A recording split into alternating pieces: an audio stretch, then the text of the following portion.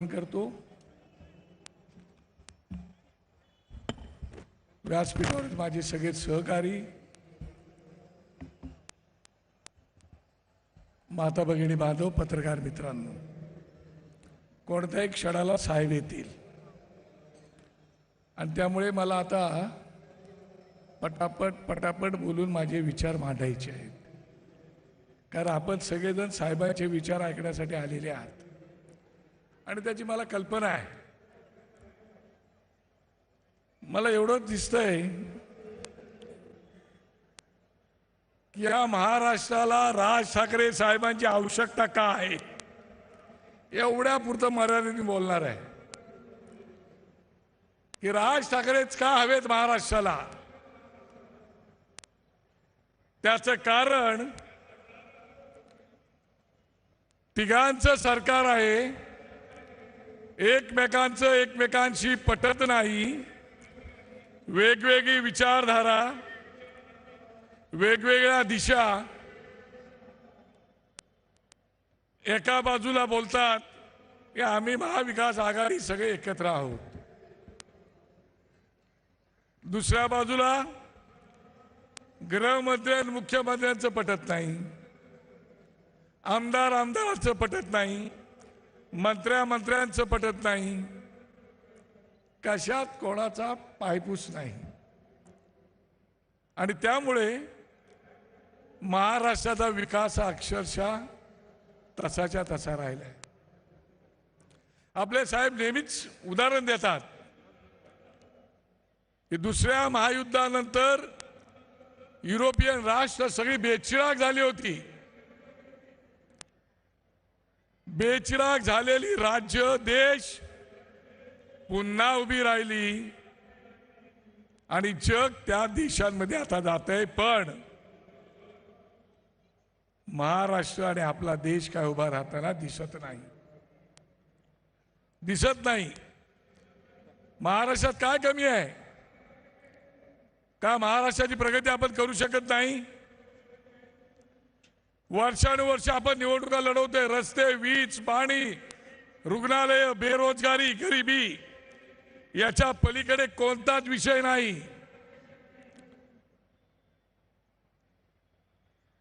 राज्य आपल्या ताब्यात घेऊन जवळजवळ 50 वर्षापेक्षा जास्त काळ गेला, तरी सुद्धा आपण त्याच विषयावरती निवडणुका लढवतोय। आणि म्हणून राज ठाकरे साहेबांनी जर हे राज्य ताब्यात घेतलं तर ते काय करू शकतात याचं साधं उदाहरण हे नाशिक तुमच्या डोळ्यासमोर आहे।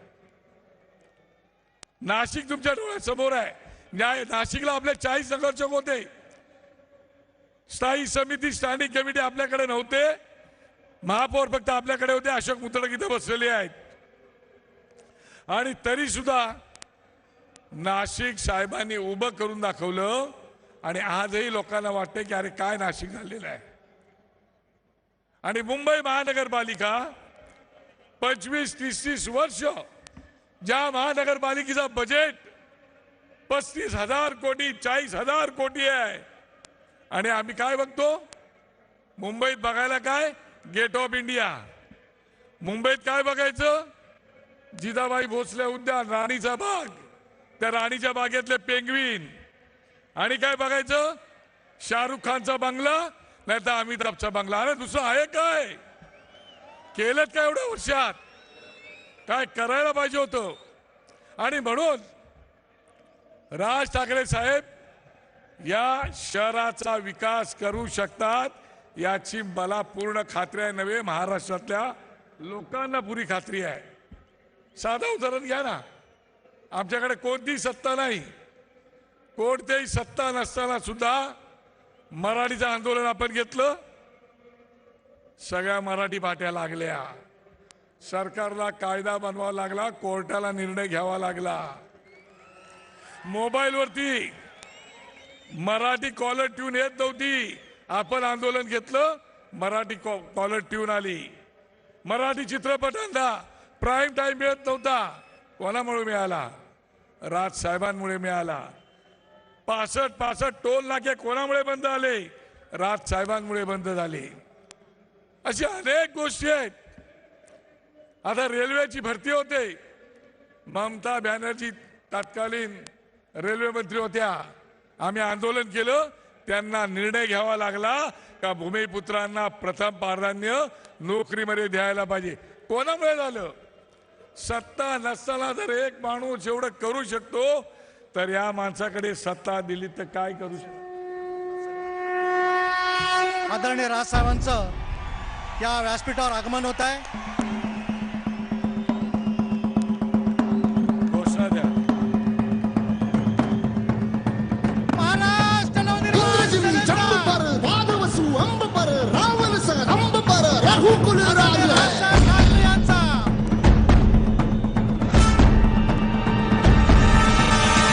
बारी बाह पर संबुरती नाह पर जो सहस बाह पर राम गिजराज है.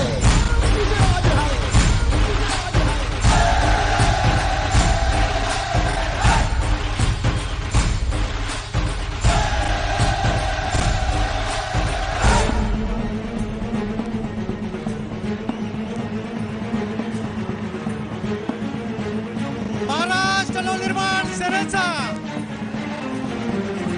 राजसाहेब ठाकरे यांचा मी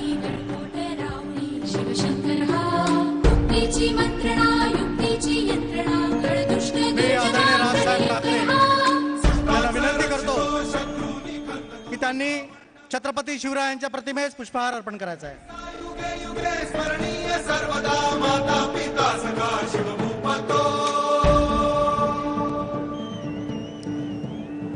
छत्रपती शिवाजी महाराज की. छत्रपती शिवाजी महाराज की.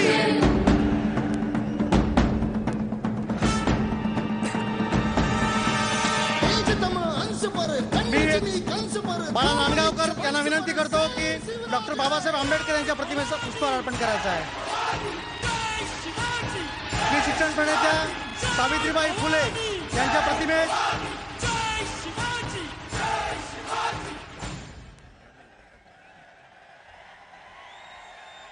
पुष्पहार अर्पण करत आहेत.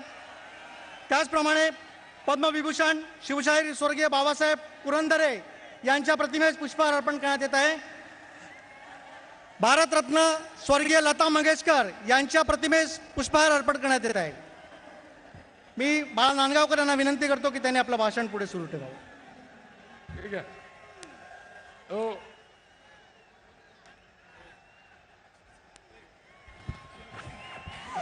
सन्माननीय साहेबांचं आगमन झालेलं आहे. माझी मोठी पंचायत होती हो. काय करणार, त्याला इलाज नाही. परंतु असो, आपण सगळेजण साहेबांचे विचार ऐकण्यासाठी आलेले आहात आणि माझेही कान आतुरलेले आहेत, आसुसलेले आहेत की आज साहेब काय बोलणार ते. परंतु मला नक्की माहिती आहे की मराठीचा जर तारणहार कोण असेल, हिंदू माणसांचा जर तारणहार कोण असेल, हिंदुत्वाचा तारणहार कोण असेल, वारसदार जर खरं कोण असेल तर ते राजसाहेब ठाकरे आहेत. आणि म्हणूनच मला आजही आठवतंय, सलमान खानचे 2 पिक्चर आले होते. एक पिक्चर होता त्याचं नाव एक था टायगर आणि दुसरा कोणता होता? टाइगर अभी जिंदा है. तेव्हा चिंता करायचं कारण नाही. महाराष्ट्राचा विकास आणि तो विकास करण्यासाठी साहेबांनी 8 वर्ष मेहनत घेतली आणि या महाराष्ट्राची ब्लूप्रिंट बनवली, विकासाचा रोड मॅप केला. आणि हा महाराष्ट्र माझा कसा असेल, जगाला हेवा वाटेल असा महाराष्ट्र मला उभा करायचा आहे.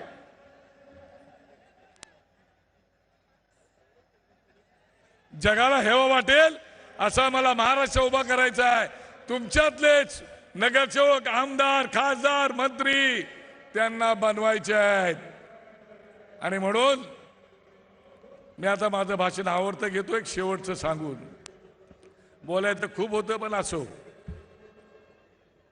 आणि तुमच्यातल्या लोकांना घेऊन जाण्यासाठी मला ऋतिक रोशनचा एक चित्रपट आठवतो, सुपर 30.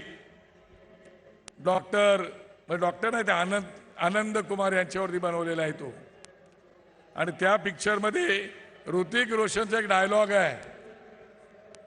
तो डायलॉग असा आहे, राजा का बेटा राजा नहीं बनेगा, राजा वही बनेगा जो हकदार होगा. राजा बनवणारा माणूस इथं बसलेला आहे. महाराष्ट्राला सन्मान देणारा माणूस इथे बसलेला आहे.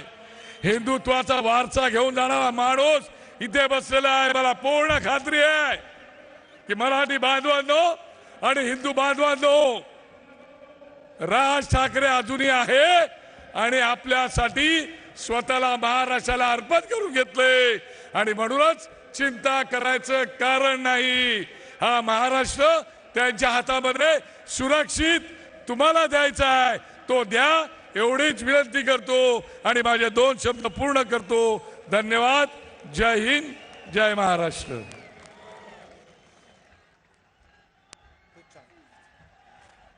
धन्यवाद नांदगावकर साहेब.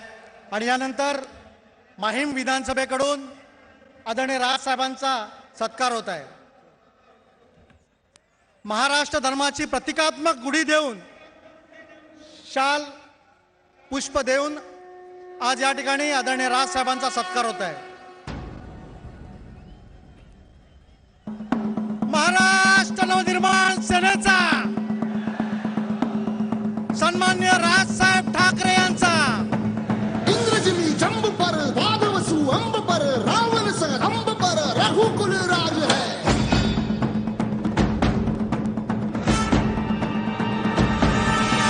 पौन बारी बाह पर संबुरती नाह पर जो सहस बाह पर राम गिजराज है.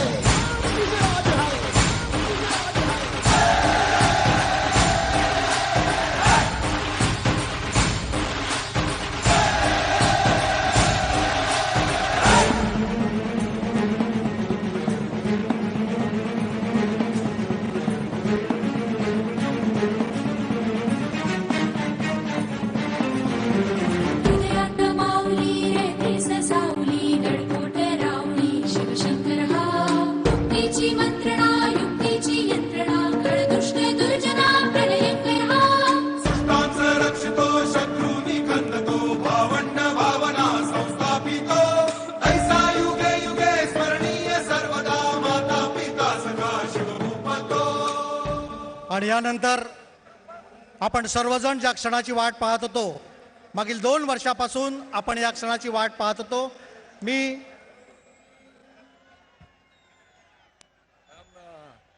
आणि यानंतर आता बोलतील टायगर राज ठाकरे.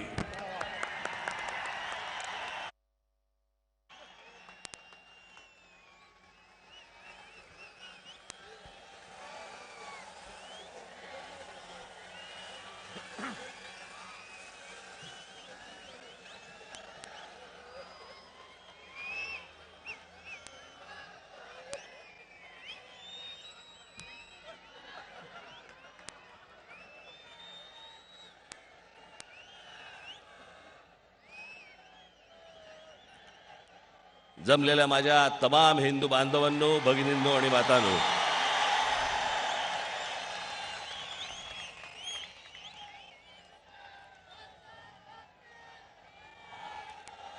सर्वप्रथम आपणा सर्वांना गुढीपाडव्याच्या आणि नवीन वर्षाच्या आपल्याला सर्वांना मनपूर्वक हार्दिक शुभेच्छा.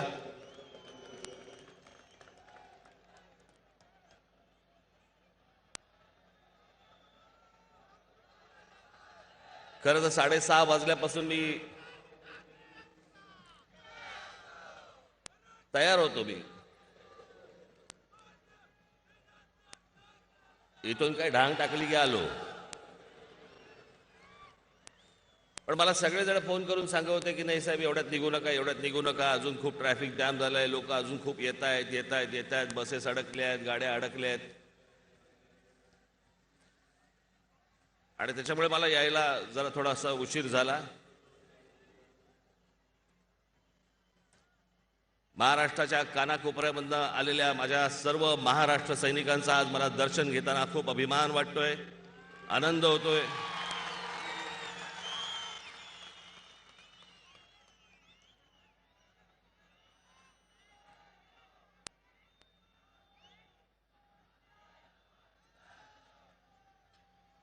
तीन वर्षापूर्वी ज्या वेळेला इथे गुढीपाडवा मेळावा झाला होता,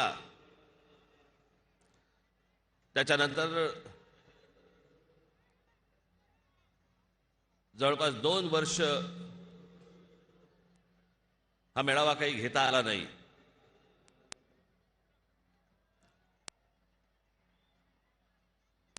तो करोना, त्याच्यातनं आलेलं लॉकडाऊन,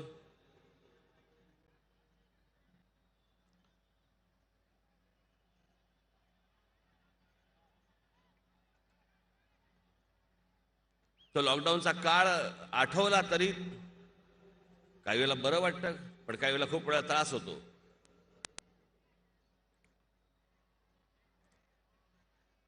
हे आज गजबजलेलं शिवाजी पार्क मैदान, हे शिवतीर्थ सामसूम होती. शिवतीर्थच काय घेऊन बसले, अख्खं जगभर सगळीकडे सामसूम होती.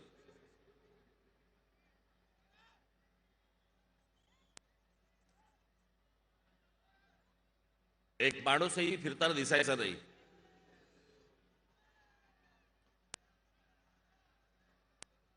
एक तर करोनाची भीती होती,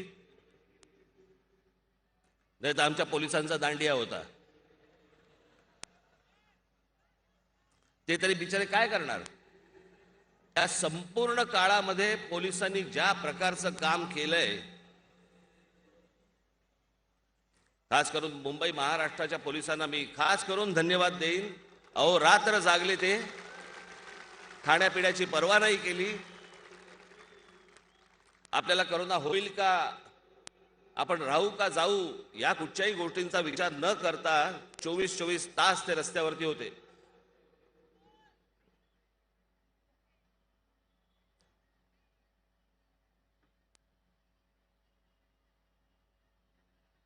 आज खरं तर 2 वर्षानंतर बोलत असताना भरपूर एवढं साचून ठेवली, मोरी इतकी तुंबली आहे, चला बोळा घालावा कुठून तेच कळत नाही.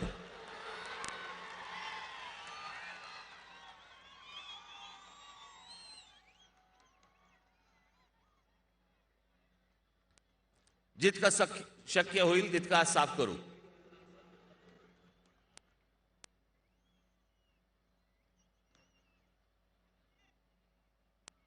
हा संपूर्ण भीतीदायक एक करोनाचा काळ, लॉकडाऊनचा काळ सगळा गेला.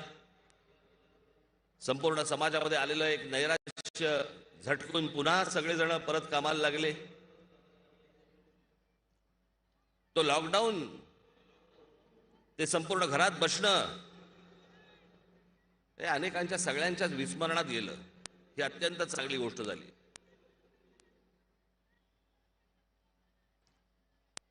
पण जसा लॉकडाऊन विस्मरणात गेला की बाबा आता ते नको ते दिवस, नको ते ती शांतता, तशा अनेक गोष्टी देखील तुमच्या विस्मरणात गेल्या. आणि मला असं वाटतं की आज जरा थोडंसं, मी म्हटलं जरा थोडासा फ्लॅशबॅक देऊ. फ्लॅशबॅक चित्रपटात असतो ना,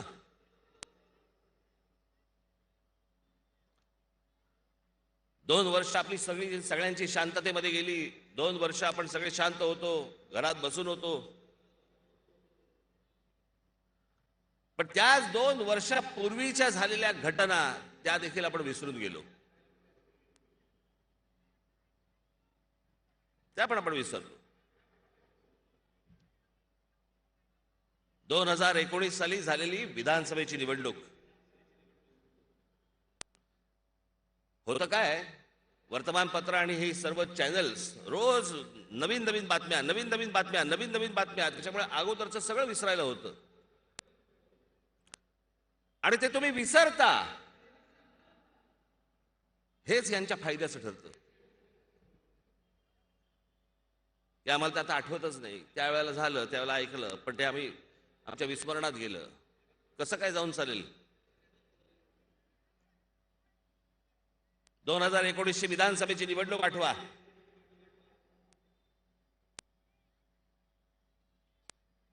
भारतीय जनता पक्ष आणि शिवसेना विरुद्ध कोण? राष्ट्रवादी काँग्रेस आणि काँग्रेस.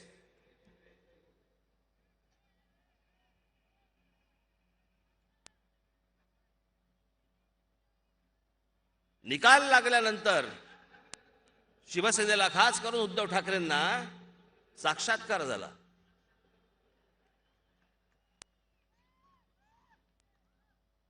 की अडीच वर्ष ठरली होती. आमच्याशी तर कधी बोलला नाहीत तुम्ही. ज्या सभा घेतल्या महाराष्ट्रभर, त्या महाराष्ट्रभरच्या सभांमध्ये कधी तुम्ही बोलला नाहीत. ज्यावेळेला पंतप्रधान नरेंद्र मोदी येऊन ज्यावेळेला इथे भाषण करत होते, त्यावेळेला व्यासपीठावरती तुम्ही बसला होतात. त्यावेळेला पंतप्रधान नरेंद्र मोदींनी सांगितलं होतं की जो मुख्यमंत्री बनेल तो भारतीय जनता पक्षाचा बनेल, देवेंद्र फडणवीस बनतील, असं त्यावेळेला ते भाषणामध्ये म्हणाले होते. तेव्हा तुम्ही व्यासपीठावरती होतात, काहीही बोलला नाहीत.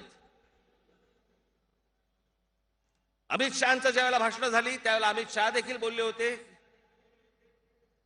की मुख्यमंत्री भारतीय जनता पक्षाचा होईल, तेव्हाही तुम्ही काही बोलला नाहीत.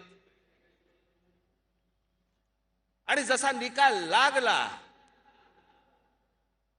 आणि लक्षात आलं की आपल्यामुळे सरकार अडतंय, त्यावेळेला टूम काढली. त्या 2.5 वर्षाचं काय झालं? कोणती 2.5 वर्ष?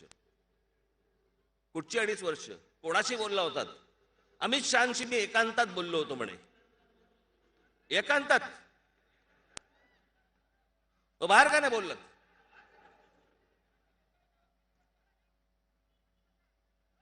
बरं, मुख्यमंत्री पद हे महाराष्ट्राचं आहे, जनतेचं आहे, जे लोकांसमोर येणार आहे.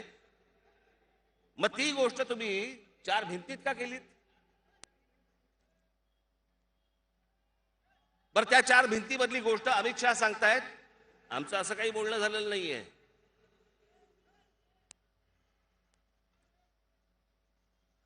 मग एके दिवशी आपण सकाळी उठलो काय आणि पाहतो तर काय, जोडा वेगळाच.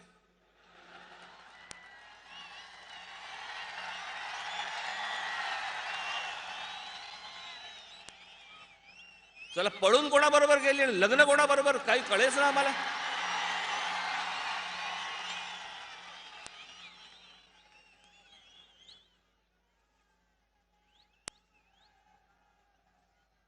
मी महाराष्ट्र राज्याचा उपमुख्यमंत्री म्हणून मी आज इथं शपथ. समजेच ना, महाराष्ट्राला समजेच ना, असायला मतदान केलं कोणाला आम्ही?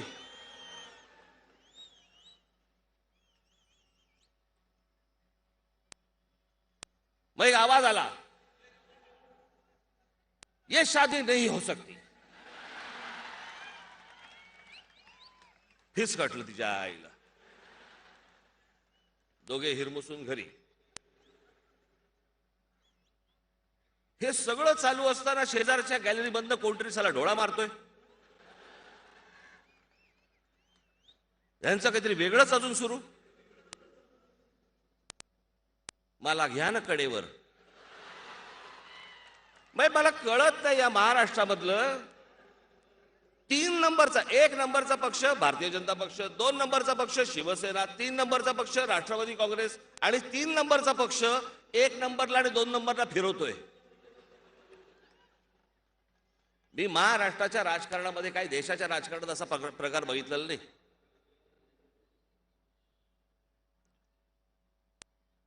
महाराष्ट्राच्या जनतेला जाऊन तुम्ही काय सांगता? महाराष्ट्राच्या जनतेशी तुम्ही काय बोलता? व्यासपीठावरनं तुम्ही एकमेकाला शिव्या घालता आणि त्याच्यानंतर जाऊन तुम्ही एकमेकांच्या मांडीवर बसता.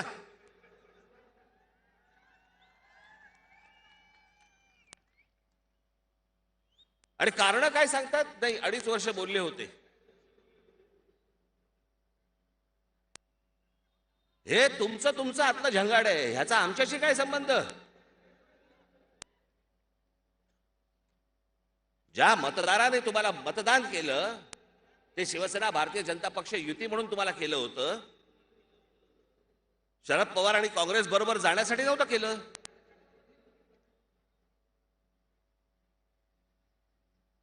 या मतदारांशी गद्दारी करणाऱ्यांना कोणतं शासन देणार? आमचं होतं कसं, आम्ही विसरून जातो.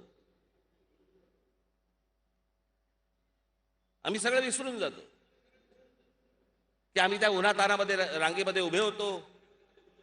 तास तास 2-2 तास आम्ही त्या रांगेमध्ये उभे बसून आम्ही तिकडे मतदान केलं, भाषणाला गेलो, भाषणं ऐकली, विचार ऐकले, मतदान केलं. आणि मतदान केल्यानंतर निर्णय ज्या वेळेला आला त्यावेळेला महाराष्ट्रात चित्र वेगळंच दिसलं. याच्यासाठी मतदान करता? गुलाम आहात यांचे?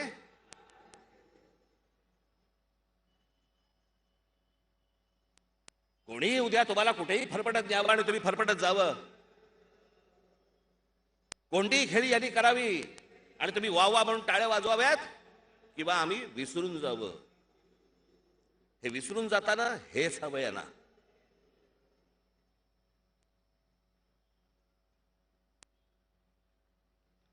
सगळ्या गोष्टी आम्ही विसरतो कारण रोज धडाधड नवीन बातम्या पडतात आमच्यावरती, नवीन बातम्या. आणि मग काय, हे सगळे आले सकाळी कॅमेरेवाले की पक पक पक पक पक पक पक पक सुरू.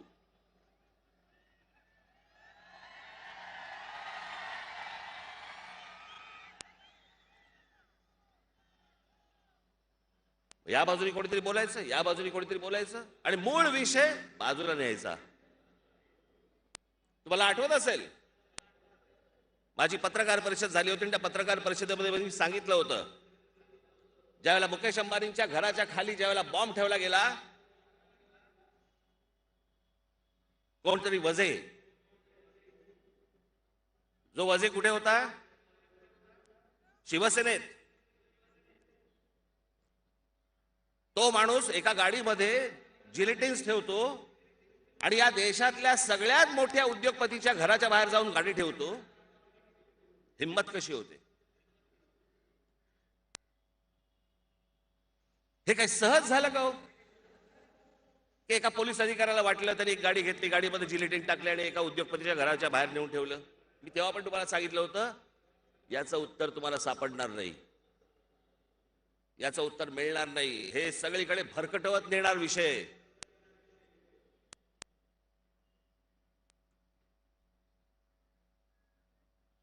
माझ्या एक परिचयाचे एक जण होते, आहेत म्हणजे ते,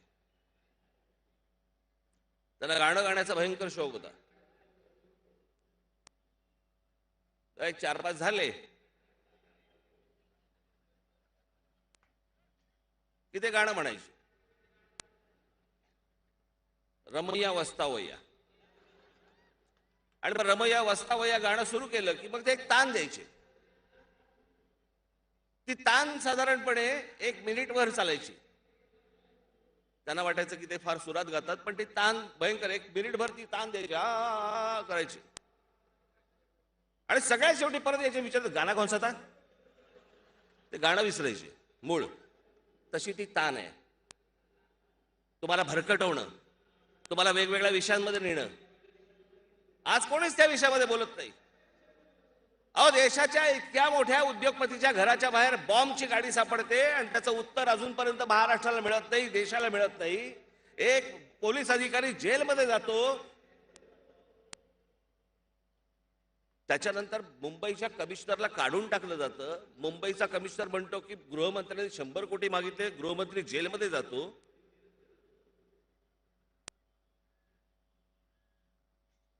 आठवतंय का हो तुम्हाला हे सगळं? हे सगळं जण विसरले. परत निवडणुका येणार, परत नवीन प्रचार होणार, नवीन गोष्टी होणार. आम्ही अगोदरचं सगळं आम्हाला जो आम्हाला आमच्याशी ज्यांनी गद्दारी केली, ज्यांनी आम्हाला त्रास दिला, आम्ही त्या सगळ्या गोष्टी विसरून जातो. आम्ही परत नव्याने काहीतरी पुढच्या गोष्टी बघत बसतो.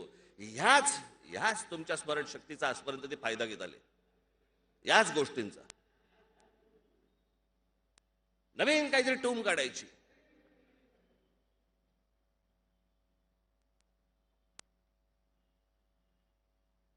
दाऊदशी संबंध असलेल्या त्या नवाब मलिकांचा, ते पण आता आतमध्ये गेले. याच इथे शिवतीर्थावरती मुख्यमंत्र्यांचा शपथविधी झाला होता. राष्ट्रवादी काँग्रेसकडनं पहिला मंत्री कोण होता जो जाहीर केला गेला? छगन भुजबळ, जे जवळपास 2-2.5 वर्ष जेलमध्ये होते. अहो, ते काही स्वातंत्र्य सैनिक नव्हते की सत्ता आल्या आल्या तुम्ही लगेच त्यांना मंत्रिपद द्यावं. पण हे तुमच्या नाकावर टिचून करतात, तुमच्या नाकावर टिचून. साला काय उखडणार आहात तुम्ही? कोण तुम्ही? मतदार? एक दिवस आहे तुमचा, एक दिवस. लाचारासारखे तिकडे रांगेमध्ये उभं राहायचं, मतदान करायचं आम्हाला. आम्ही वाटेल ते करू.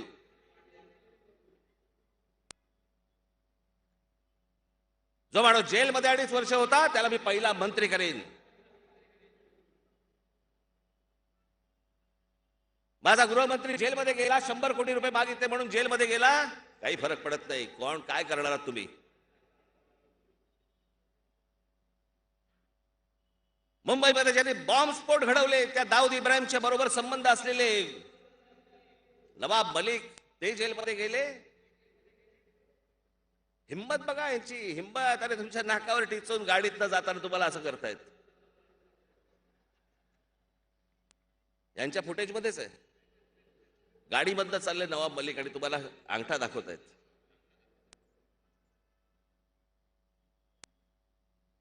हे सगळे तुम्हाला मेंढरासारखे वापरतायत. आमच्या हातामध्ये राज्य द्या, आम्ही वाटेल ते करू. करता आज मी 2 वर्षानंतर मी बोलतो. मी बरेच विषय मी इथे आणून ठेवले होते. मी अनेकदा माझं लक्ष पण जात नाही. मी पण म्हटलं या 2 वर्षामध्ये कुठच्या गोष्टी आपल्या काय म्हणतो त्याला नजरेतनं सुटू नयेत किंवा जाऊ नयेत, म्हणून मी काही विषय इथे मी आणून ठेवले होते.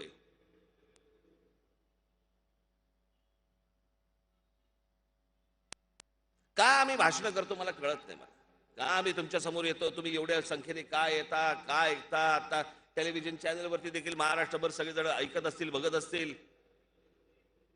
हा राज ठाकरे काय बोललाय हे पुढे परत 1 तासाभराने परत विसरून जातील, उद्याच्या परत कामाला लागतील.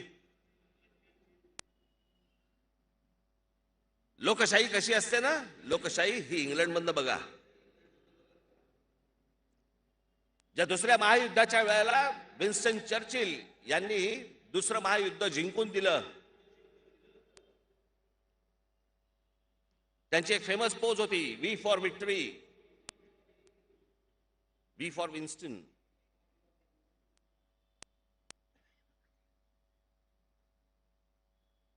ज्या वेळेला युद्ध जिंकलं त्याच्यानंतर 8 महिन्यात निवडणुका झाल्या इंग्लंडमध्ये, 8 महिन्यात. आणि 8 महिन्यानंतर निवडणुका ज्या वेळेला झाल्या त्यावेळेला विन्स्टन चर्चिल हरले.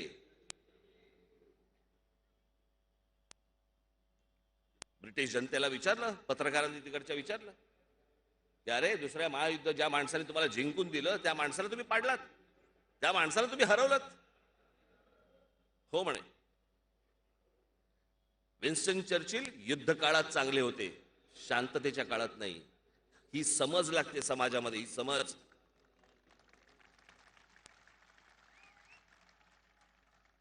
ज्याला प्रगल्भ समाज ज्याला म्हणतो ना आपण, तो प्रगल्भ समाज असा घडतो, असा असतो. कितीही ढोंगणावरती लाथा मारल्या आमच्या तरी आम्ही यांच्या मागे फरफटत जाणार आणि मतदान करणार, असा समाज नसतो. म्हणून या महाराष्ट्राची ही हालत आहे, म्हणून या देशांची ही हालत आहे.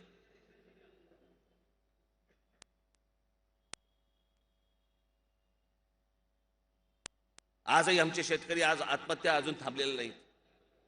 कोणती महाराष्ट्राची परंपरा आपण विसरून गेलो सगळं.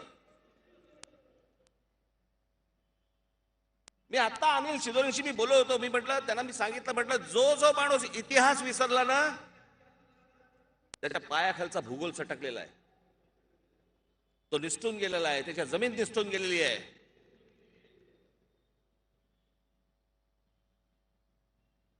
इतकी वैभवशाली परंपरा असलेला हा महाराष्ट्र आम्ही कुठे आणून ठेवला?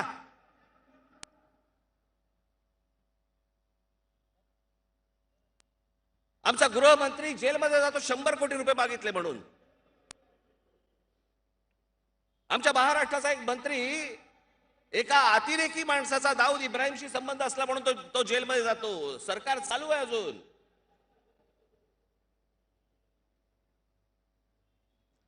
शेतकऱ्यांच्या आत्महत्या थांबलेल्या नाहीयेत. कुठच्या राज्यात चालू आहे? महाराष्ट्र राज्यात चालू आहे. मी नेहमी सांगत आलो ना, हे शिवछत्रपती, अहो हे काही डेकोरेशन नाही आहे. याचा विचार पुढे घेऊन जर जायचा असेल, ही असली माणसं नाही चालणार सत्तेत.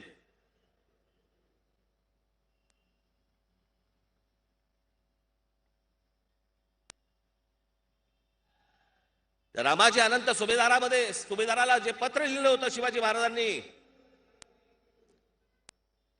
त्या पत्राच्या एका ओळीमध्ये सगळं अख्खं कसं सत्ता असावी, सत्ताधारी कसा असावा, हे एका ओळीमध्ये दिलं होतं त्यांनी. रामाजी अनंत सुभेदाराला लिहिलेल्या पत्रामध्ये एक ओळ होती, कारभार ऐसे करावा की रयतेच्या भाजीच्या देठासही हात न लागणे. रयत म्हणजे कोण? रयत त्याला काय कारखानदार नव्हते. रयत म्हणजे शेतकरी.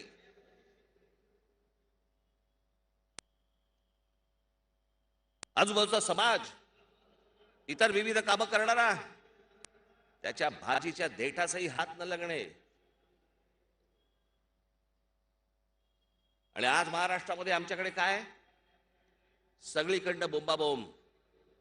एसटी कर्मचारी त्यांचा संप सुरू आहे, तो ओरडतोय. आमचे पोलीस ओरडतायत. शेतकरी आत्महत्या अजून थांबत नाहीयेत. हजारोने शेतकरी आत्महत्या होत आहेत. शिक्षणाचा बट्ट्याबोळ झालेलाच आहे. जे एसएससी झालेले आहेत, त्या एसएससी झालेल्या मुलांना म्हणजे नोकऱ्या मिळणार नाहीत आता. काय ते नवीन जे आले ना, टोम सीबीएसई काय जे सगळं, त्यांना म्हणे नोकऱ्या मिळणार का? सर्वात जास्त एसएससी ला बसणारी मुलं विद्यार्थी आहेत महाराष्ट्रामध्ये.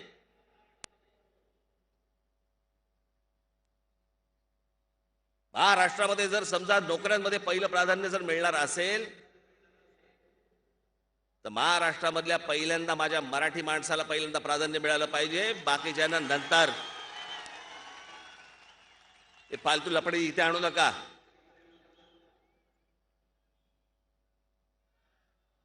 प्रत्येक राज्याने आपापली गोष्ट जपली पाहिजे. आज मला आनंद होतोय ज्यावेळेला उत्तर प्रदेशचा ज्यावेळेला निकाल लागला आणि त्या निकालामध्ये मला ज्यावेळेला कळलं की उत्तर प्रदेशमध्ये विकास होतोय, अरे हेच तर पाहिजे. तुम्हाला आठवत असेल तर 2014 साली मी सांगत होतो की नरेंद्र मोदी ज्यावेळेला जर सत्तेवरती येतील, सत्तेवरती आल्यानंतर त्यांनी पहिल्यांदा फक्त 3 राज्यांकडे लक्ष द्यावं, उत्तर प्रदेश, बिहार आणि झारखंड. बाकीच्या देशाकडे बघायची गरज नाहीये. या 3 राज्यांचा पहिला विकास करा. या 3 राज्यांमधनं माणसं बाहेर पडतायत. त्यांना त्यांच्या राज्यामध्ये रोजगार मिळू देत. त्यांना घर सोडायची वेळ येऊ देऊ नका. आज ज्या वेळेला माझ्या कानावरती बातम्या येत आहेत की तिकडे काही प्रकारचा चांगला विकास होतोय, आनंदाची गोष्ट आहे. प्रत्येक राज्यामध्ये ही गोष्ट झाली पाहिजे. सगळ्यांचं ओझं घ्यायला काही महाराष्ट्र इथे बसलेलं नाहीये.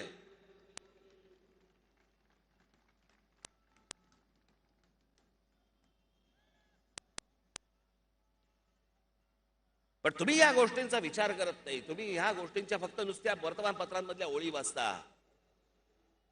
वर्तमानपत्रांच्या ओळींच्या मधलं वाचत नाही. हे तुमच्याशी काय खेळ खेळतायत, हे कशा प्रकारचा खेळ चालू आहे यांचा. सगळ्या गोष्टींकडनं जर दुर्लक्ष करायचं असेल, आमच्याकडे हत्यार आहे, उत्तम हत्यार आहे, जातीचं हत्यार.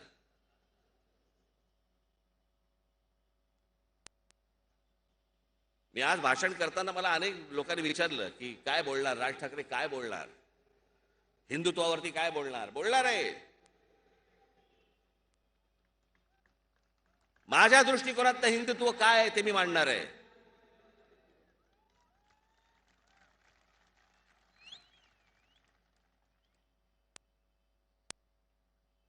अयोध्येला जाणार आहात का नाही जाणार आहात? जाणार. आता तारीख नाही सांगत.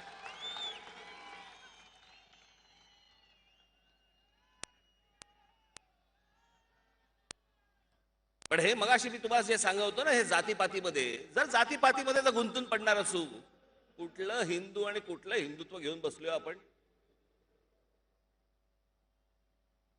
एक पहिली गोष्ट तुम्हाला सांगतो, हिंदू हा हिंदू मुसलमान दंगलीमध्ये फक्त हिंदू असतो. तो 26 जानेवारी 15 ऑगस्टला भारतीय होतो.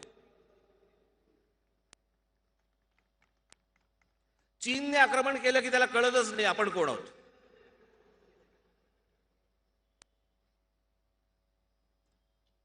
आणि मग ज्या वेळेला तो ना हिंदू ना भारतीय ज्या वेळेला असतो, त्यावेळेला तो होतो मराठी, तो होतो गुजराती, तो होतो तमिळ, तो होतो बंगाली, तो होतो पंजाबी. आणि मग तो ज्या वेळेला मराठी होतो, त्यावेळेला तो होतो मराठा, त्यावेळेला तो होतो ब्राह्मण, त्यावेळेला तो होतो माळी, त्यावेळेला तो होतो अजून आगरी.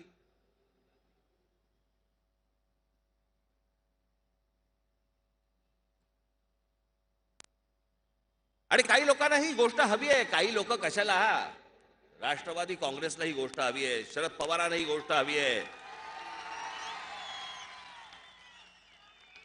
1999 साली ज्यावेळेला राष्ट्रवादी काँग्रेसचा ज्यावेळेला जन्म झाला, त्या जन्म झाल्यानंतर या महाराष्ट्रामध्ये जातीपातीचं राजकारण मोठ्या प्रमाणावरती सुरू झालं. याच्या आधी जात नव्हती का? होती. पण त्याच्या अगोदर जात ही जातीचा अभिमान होता. पण 1999 साली ज्यावेळेला राष्ट्रवादी काँग्रेसचा जन्म झाला, त्याच्यानंतर दुसऱ्या जातीबद्दल द्वेष निर्माण करायला लावला आहे की तो त्या जातीचा, हा या जातीचा, आणि ती फूट पाडत पाडत पाडत पाडत मग कधी मराठा आरक्षणाचा आमिष दाखवायचं, मग अजून काहीतरी कोणतरी. इथे बाबासाहेब पुरंदरे त्यांचा फोटो आहे, सॉफ्ट टार्गेट. वाचायचं नाही, इतिहास नाही वाचायचा आहे आम्हाला. लिहिलाय कोणी?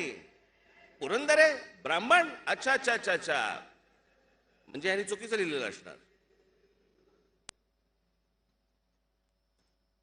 आम्ही इतिहास वाचतच नाही आहोत. ज्या छत्रपती शिवरायांनी आम्हाला सांगितलं की जातपात गाडून सगळ्यांनी स्वराज्यासाठी एक व्हा, त्या महाराष्ट्रामध्ये जातीपातीवरनं भांडणं सुरू आहेत, वाद सुरू आहेत. त्याच्यावरनं आमच्याकडे अजून राजकारण सुरू आहे. अरे जातीतनं आम्ही बाहेर नाही पडणार, आम्ही हिंदू कधी होणार?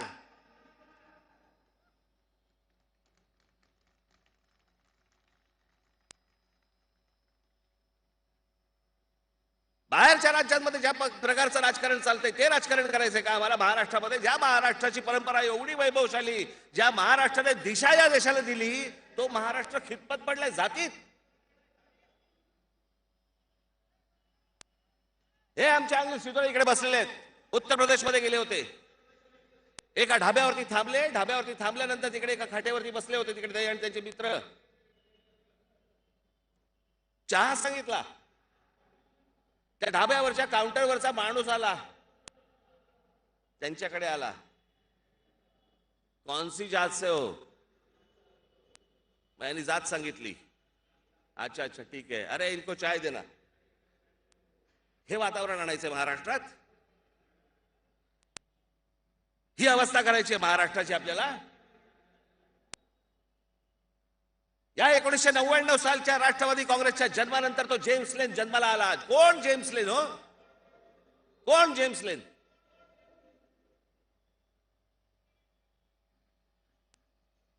त्याच्या आधी कधी माहिती नव्हता, त्याच्यानंतर कधी आम्हाला माहिती नाही. तो आता सध्या काय करतो? तो काय जॉर्ज बर्नार्ड शॉ होता? पुस्तकांमध्ये काहीतरी वेडवाकडं छापून आणायचं आणि आणल्यानंतर मग त्याच्यावरती राजकारण करत बसायचं. बघा कसं केलंय, जाती जातींमध्ये चुकीची माहिती कशी पुरवली गेली. काय बोलतोय आपण? त्या भेगारड्याने काहीतरी एक पुस्तकामध्ये लिहिलं आमच्या जिजाऊ साहेबांबद्दल. आम्ही ते उगाळतोय. ज्यांना हा इतिहास माहिती नाही, ज्यांनी हे पुस्तक वाचलेलं नाही, ती माणसं ज्या वेळेला या सगळ्या प्रकरणानंतर प्रश्न विचारतात, काय लिहिलंय काय त्या पुस्तकामध्ये? आम्हीच आमची आबरू काढतोय.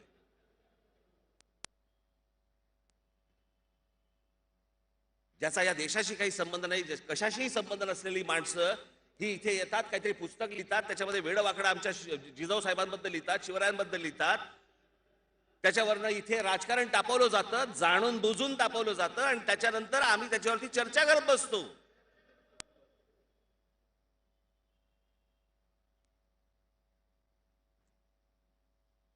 ज्यांचा संबंध नाही अशी माणसं ज्याला प्रश्न विचारतात, लाज वाटते, लाज. की आमच्या देवतांची आम्ही आबरू काढतोय, आम्ही आमची आबरू चव्हाट्यावरती काढून त्यांना सांगतोय काय काय लिहिलंय. एवढंही भान नाही आम्हाला, कसलाच भान नाही आम्हाला. बेडे पिशे झाले, बेडे पिशे.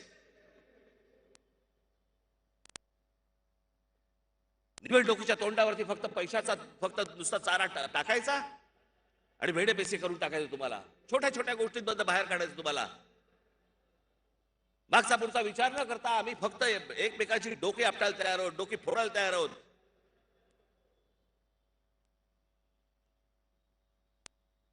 त्या जातीपातीतनं आम्ही बाहेर येत नाही. कुठचा हिंदुत्वाचा ध्वज घेऊन बसलोय आपण?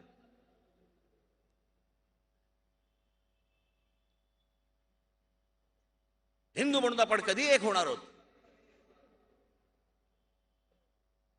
खरं तर मला तुम्हाला सांगायचं आहे की ही संपूर्ण जी विविधता जी म्हणतो ना आपण, भाषेची, संस्कृतीची, महाराष्ट्राची एक संस्कृती, गुजरातची एक संस्कृती, बंगालची एक संस्कृती, तामिळनाडूची एक संस्कृती, वेगवेगळ्या राज्यांच्या वेगवेगळ्या संस्कृत्या. कारण हा देश मुळात झालाच 1947 साली. त्याच्या अगोदर ही एक भूमी होती. ज्याला काही जण भारत म्हणत होते, ज्याला काही जण इंडिया म्हणत होते, ज्याला काही जण हिंदुस्थान म्हणत होते, पण त्याला आकार उकार नव्हता. कोणी यायचं, कोणी राज्य करायचं, काही करायचं.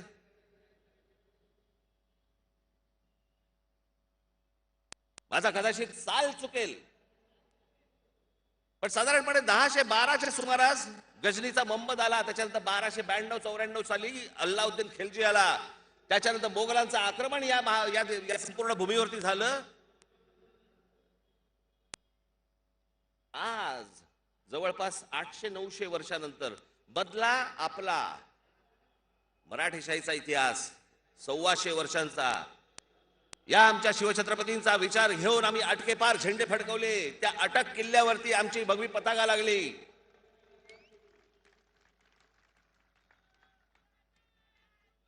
हा बदला 125 वर्षाचा काळ हा सोडला तर जवळपास 800-900 वर्ष हा देश पारतंत्र्यामध्ये होता. विसरलो का आपली संस्कृती? मोगल आले, ब्रिटिश आले, पोर्तुगीज आले, सगळे आले, काही विसरलो आपण? आजही त्याच अभिमानाने आपण आपल्या घराच्या बाहेर गुढी उभारतोय. आजही आपण तेच सण साजरे करतोय. आपले पोशाख, आपलं अन्न, आपले संस्कार, आपली भाषा हे काही छीनू शकले नाहीत मोगल. याचं कारण ही एक संस्कृती आहे.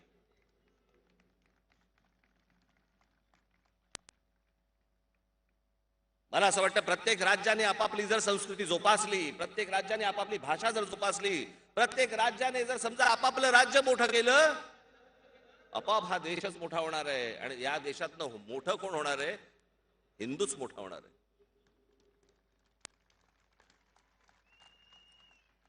पण झालंय कसं?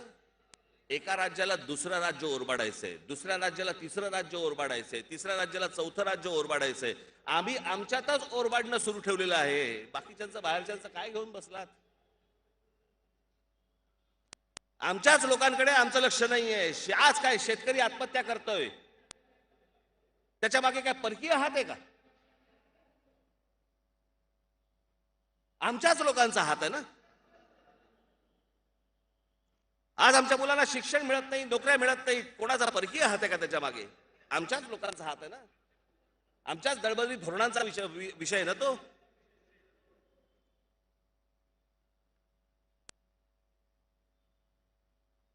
पण मला तुमचं सर्वांचं कौतुक वाटतं की या सगळ्यांमध्ये मतदारांचं मला कौतुक वाटतं की चला ज्यांनी काम केलं त्याला बाजूला सारलं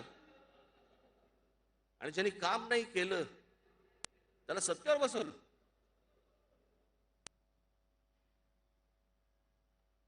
नाशिक महानगरपालिकेमध्ये, नाशिक शहरामध्ये ज्या प्रकारचं काम झालं, ज्या प्रकारचं काम केलं, त्याच्या अगोदर कधी झालं नाही, नंतरही झालं नाही.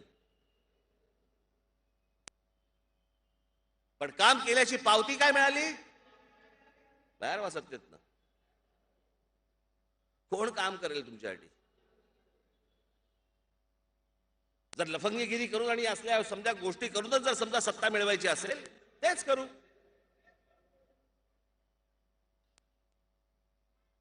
मग चांगुलपणाची अपेक्षा बाळगू नका कोणी.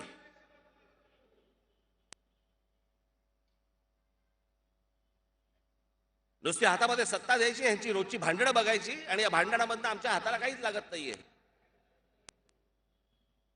अरे खरं तर राज्य आहे, ही एक ताकद आहे. या ताकदीमधनं आपण काय काय देऊ शकतो.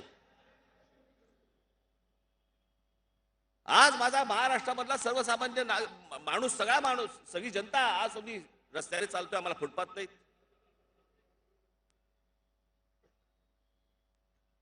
गाड्या चालवायच्या, ट्रॅफिक जाम झालेले आहेत.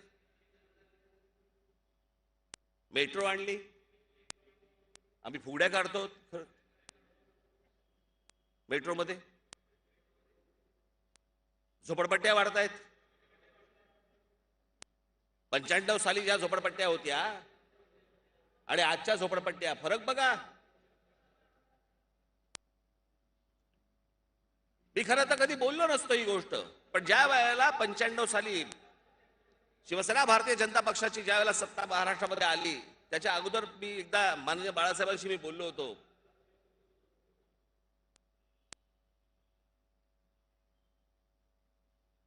मी म्हटलं, काका म्हटलं, ही झोपडपट्टीवासियांना फुकट घरं, मी म्हटलं ही फुकट ही गोष्ट चांगली नाही.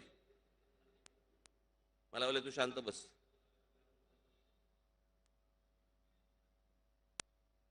आज मुंबई आणि या सगळ्या भागामध्ये ज्या झोपडपट्ट्या आहेत त्याच्यामध्ये त्यांना चांगली घरं मिळतील. उद्देश चांगला होता, हेतू चांगला होता. म्हणजे बाळासाहेबांचा उद्देश खरंच चांगला होता. ज्या मुंबईमध्ये मोजक्या झोपडपट्ट्या होत्या त्यावेळेला, पण मुंबईमध्ये फुकट घर मिळतंय म्हटल्यानंतर 95 सालानंतर जे लोंढेच्या लोंढे मुंबईमध्ये आले,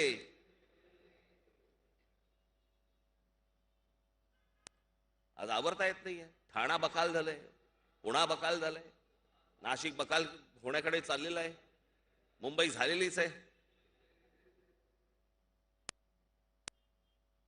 आणि यातल्या बऱ्याचशा झोपडपट्ट्यांमध्ये काय नेमकं चाललेलं आहे? आज अनेक प्रामाणिकपणे अनेक गरीब लोक झोपडपट्ट्यांमध्ये राहत आहेत. त्यांना खरं तर घर मिळाली पाहिजेत. नको ती माणसं घरं घेऊन जात आहेत.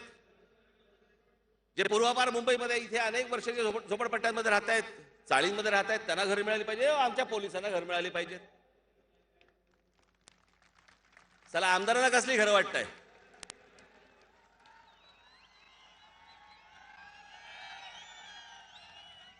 आमच्या राजू पाटील याने पहिला विरोध केला की आमदारांना घर देऊ नका म्हणून.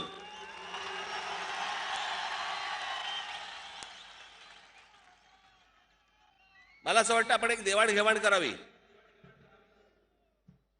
आमदारांना घर द्यावं आणि त्यांची फार्म हाऊसेस हातात घ्यावीत.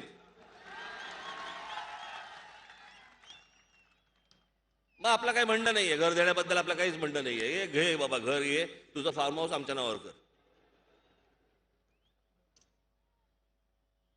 त्या आमदारांना पेन्शन दिले जातात, खासदारांना पेन्शन पै बंद केली पाहिजे. ती का उपकार करता काय चाललं?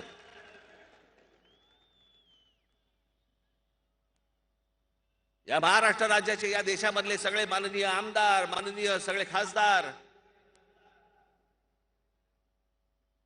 लोकांचं काम करायचंय ना, मग पेन्शन कशाला हवंय? करा काम. पण आत्ताची परिस्थिती पाहिली तर कोणत्या आमदारांनी घर मागितलं होतं? मुख्यमंत्र्यांचं झालं काय? का त्या घरामध्ये एक कट दिसला?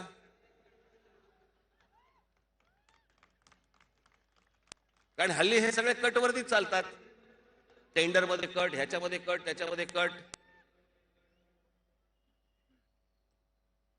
मग ईडीने पण एक कट केला. मग मुख्यमंत्री संतापले.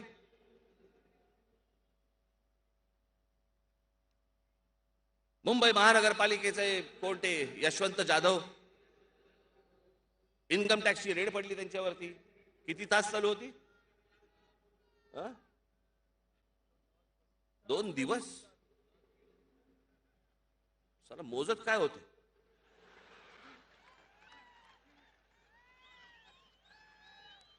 हल्ली आई वडील सांगतात यशवंत हो सांगतच नाहीत, यशवंत जाधव हो सांगतात.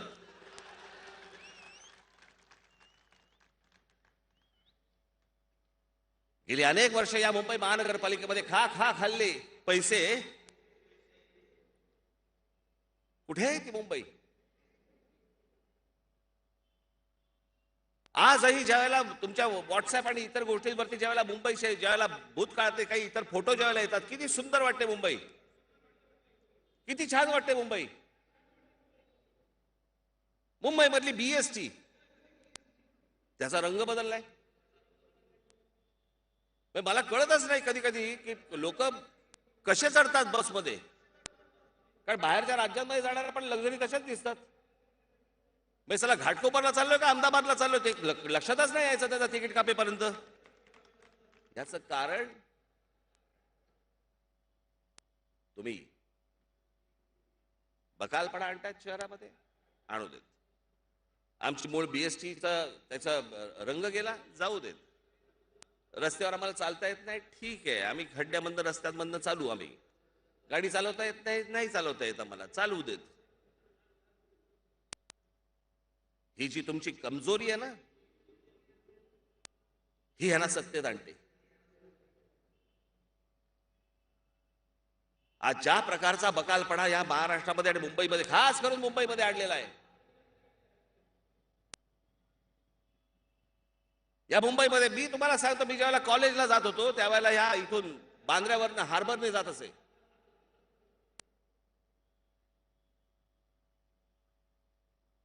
त्या कोर्टाच्या बाजूने जाताना तिकडनं उजवीकडे 7, 8, 10 झोपड्या होत्या.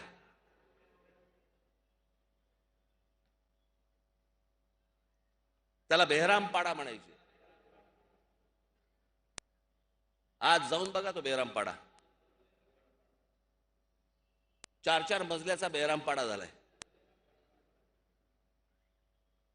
कुठे आहे तो बेहरामपाडा? मातोश्रीमधनं बाहेर पडल्यावरती रस्ता क्रॉस करायचा बेहरामपाडा. ज्यांच्या हातामध्ये इतकी वर्ष मुंबई महानगरपालिका आहे, काहीही घडलं नाही, काहीही झालं नाही. बेहरामपाडे वाढतायत.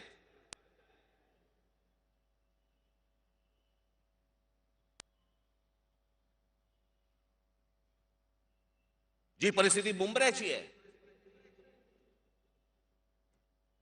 माझी तर पंतप्रधानांना विनंती आहे, या ईडीच्या धाडी टाकताय ना तुम्ही, इन्कम टॅक्सच्या धाडी टाकताय ना, या आमच्या पोलिसांना विचारा, त्यांच्याकडे सगळा सोर्स आहे. या झोपडपट्ट्यांमध्ये असलेल्या मदरशांवरती एकदा धाडी टाका, तुम्हाला काय काय गोष्टी हाताला लागतील ते तुम्हाला कळेल.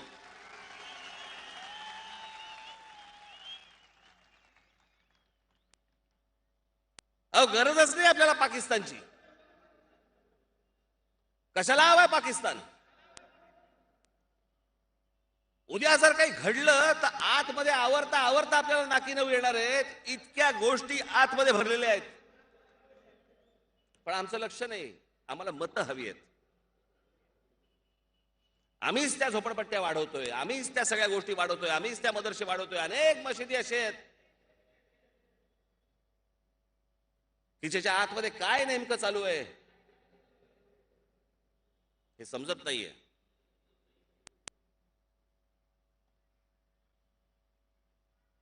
हे सगळे पाकिस्तानच्या प्रोत्साहनामुळे आलेली लोक आहेत ही, आणि आपल्या लोकांनी स्वीकारलेली लोक आहेत. आमच्या नगरसेवकांना ह्यातलं काही देणं घेणं नाही, आमच्या आमदारांना ह्याच्याशी काही देणं घेणं नाही, आमच्या खासदारांना ह्याच्याशी देणं घेणं नाही. आमच्या खासदार, आमदार, नगरसेवक कशात लागले आहेत? पाकिस्तानातनं आलायत या, बांगलादेशातनं आलायत या. आधार कार्ड आहे, रेशन कार्ड ते नसेल, हे घेऊन जा, रेशन कार्ड घेऊन जा आणि आमचीच मार.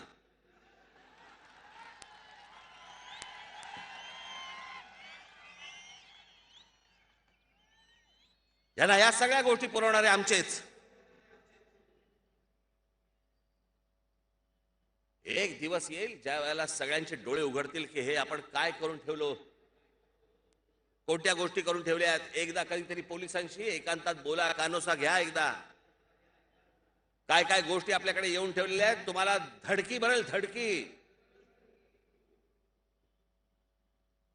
पण आमचं कोणाचं लक्ष नाहीये. मागे मी त्यावेळेला घोषणा केली होती, या बचतीवरती लागणारे भोंगे, प्रार्थनेला माझा विरोध नाही,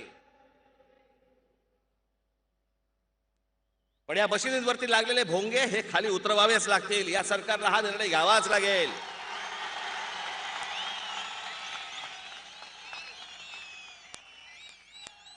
नाही तर आजच सांगतोय, आत्ता सांगतोय,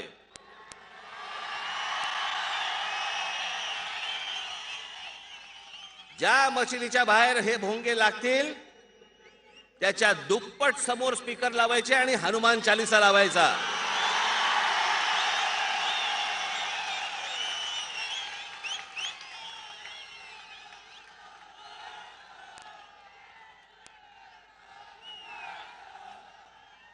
मी धर्मांध नाहीये, मी धर्माभिमानी आहे. माझा कोणाच्या प्रार्थनेला विरोध नाहीये, पण तुम्ही आम्हाला त्रास देऊ नका. ज्या प्रकारे या लाऊडस्पीकरचा सकाळी 5 वाजल्यापासून जो त्रास होतो, कोणत्या धर्म, कुठच्या धर्मामध्ये लिहिलेलं लाऊडस्पीकर? जेव्हा धर्म बनला तेव्हा लाऊडस्पीकर होता काय? बाहेरच्या देशांमध्ये बघा, बाहेरच्या देशांमध्ये कुठेही लाऊडस्पीकर तुम्हाला दिसणार नाहीत. जा युरोपमध्ये, तुम्हाला कुठे तिथे बांग दिसते का? बघा, लाऊडस्पीकर बनणार दिसणार नाही. तुमच्या परमेश्वराची प्रार्थना करायची असेल तर करा घरात. प्रत्येकाने आपापला धर्म हा घरामध्ये ठेवला पाहिजे.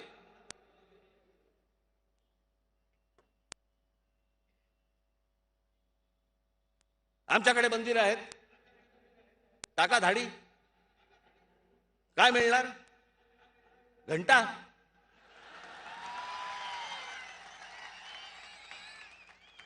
आमच्याकडे काहीच नाही.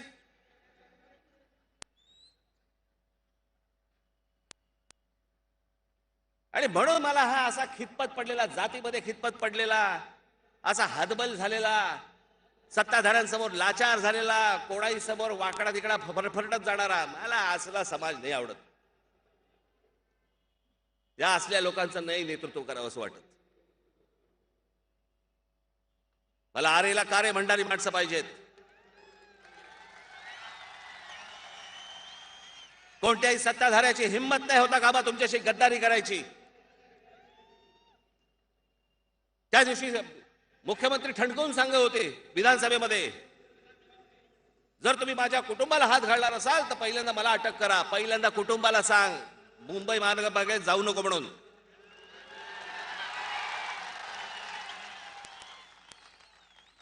सगळे मुंबई महानगरपालिकेचे पैशाचे व्यवहार बघायचे या लोकांनी. ईडीची नोटीस तर मला पण आली, गेलो ना. याला 4 महिन्यापूर्वी आली आहे, गेले नाहीत. आता ज्या वेळेला ह्यांची संपत्ती अटॅच करायला सुरुवात केली त्यावेळेला मुख्यमंत्र्यांना राग आला.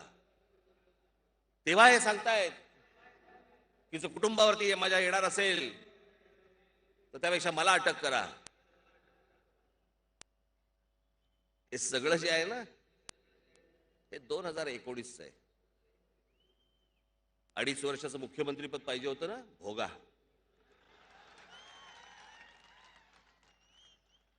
जर राजकारण तुम्हाला जमत असेल तर राजकारण समोरचेही करणारच आहेत, ते काही सोडणार आहेत. पण ह्या असल्या नादान राजकारणाला तुम्ही बळी पडू नका, एवढीच फक्त माझी आपल्याकडे आशा अपेक्षा आहे.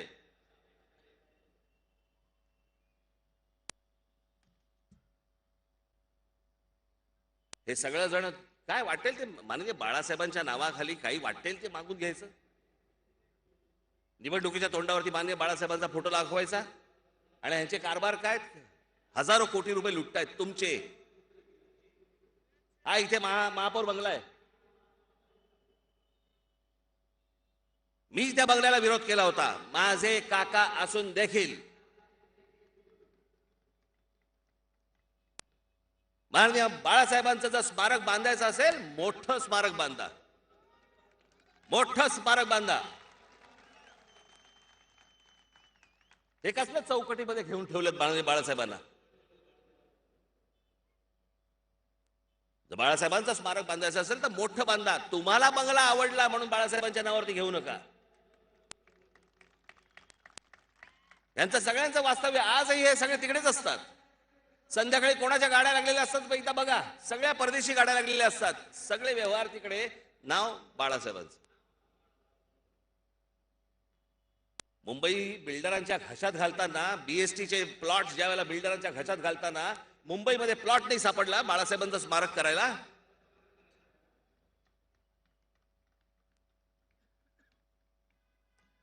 मी तुम्हाला वारंवार वारंवार वारंवार मी ही गोष्ट तुम्हाला सतत जी सांगतोय ना बाबांनो, हे फक्त तुमचं दुर्लक्ष होतंय म्हणून ही माणसं अशी वागतायत. तुम्ही ह्यांना कोणत्याही प्रकारचं शासन करत नाही, तुम्ही कुठच्याही प्रकारे यांना घरी बसवत नाही. एकदा ठाम निर्धार करा या गोष्टींचा, की ज्या लोकांनी आता आमच्याशी गद्दारी केलेली आहे त्यांच्याशी आम्ही त्यांच्याकडे कधी मतदान म्हणून करणार नाही. हे एकदा वचन घ्या. कसे सुतासारखे सरळ येतात एकदा बघा. आणि हे कोणाच्याही बाबतीत, उद्या माझ्या बाबतीत जरी समजा असेल, बेफिकिरीने जर समजा वागलो, आमचे पक्षातले लोक वागले, बसवा खाली. वचक हा तुमचाच असला पाहिजे. एक दिवसासाठी घराबाहेर पडून मतदान करणाऱ्यांचा असा याला समाज नाही म्हणत. आणि एरवी विसरणारा शिवरायांचे भक्त म्हणून आपण ज्या वेळेला सांगतो, शिवरायांचे अनुयायी म्हणून आपण ज्या वेळेला सांगतो, त्यावेळेला हा शिवरायांचा महाराष्ट्र हा कसा घडला पाहिजे, कसा दिसला पाहिजे. अहो, ज्या महाराष्ट्राने या देशाला संत परंपरा दिली, या देशाला विचार दिला, हिंदुत्वाचा विचार या महाराष्ट्रामध्ये गेला, कम्युनिझमचा विचार या महाराष्ट्रामध्ये गेला, समाजवादाचा विचार या महाराष्ट्रामध्ये गेला, आंबेडकर चळवळीचा विचार या महाराष्ट्रामध्ये देशभर गेलेला आहे. या महाराष्ट्राची ही अवस्था हतबलतेने बघतोय. आज गुढीपाडव्याच्या दिवशी मी आपल्याला सांगतोय, तुम्ही कोण आहात एकदा आतून बघा. तुमचा स्वाभिमान गहाण टाकू नका. आमच्या बाबासाहेब पुरंदरेंच्या एका पुस्तकामधलं फार छान वाक्य आहे, ज्या समाजाचा स्वाभिमान गहाण पडतो ना तेव्हा उरतात फक्त जिवंत प्रेत. मला तुम्ही जिवंत प्रेत नको आहेत. या महाराष्ट्राचा तेजस्वी इतिहास सांगणारे, तळपता इतिहास सांगणारे, माझ्या महाराष्ट्रामध्ये माझे महाराष्ट्र सैनिक, हा माझा मराठी माणूस, हा माझा हिंदू माणूस जागा असला पाहिजे, तळपता असला पाहिजे. या कोणाही नादान लोकांना वटणीवरती आणणारा असला पाहिजे. ही आज शपथ घेऊन आज गुढीपाडव्याच्या दिवशी आपण निघायचं इकडनं. आता आपण मध्यंतरी जशी शिवजयंती जशी आपण मोठ्या प्रमाणावरती साजरी केली, माझी आपणा सर्वांना विनंती आहे, 14 एप्रिलला परमपूज्य डॉक्टर बाबासाहेब आंबेडकर यांची देखील जयंती आहे. ती देखील तितक्याच मोठ्या उत्साहामध्ये आपल्या सर्वांकडनं साजरी झाली पाहिजे. ही जी मंडळी आपल्या महाराष्ट्रामध्ये महाराष्ट्राला दिशा देण्याचं काम ज्यांनी ज्यांनी केलंय, त्या सर्वांच्या जयंत्या या मोठ्या प्रमाणावरती आपल्याकडनं साजऱ्या झाल्या पाहिजेत. हा महाराष्ट्र जिवंत आहे हे देशाला तुमच्याकडनं कळलं पाहिजे. हीच एक अपेक्षा आपल्या सर्वांकडनं ठेवतो आणि आपल्या सर्वांची मी रजा घेतो. धन्यवाद. जय हिंद, जय महाराष्ट्र. धन्यवाद राजसाहेब. या महामेळाव्याची सांगता राष्ट्रगीताने होईल.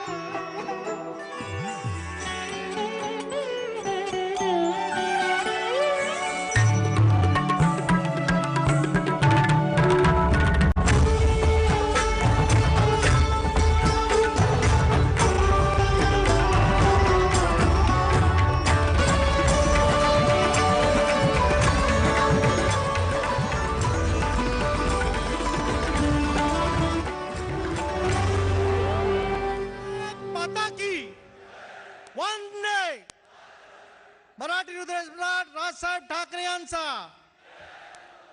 इथे आलेले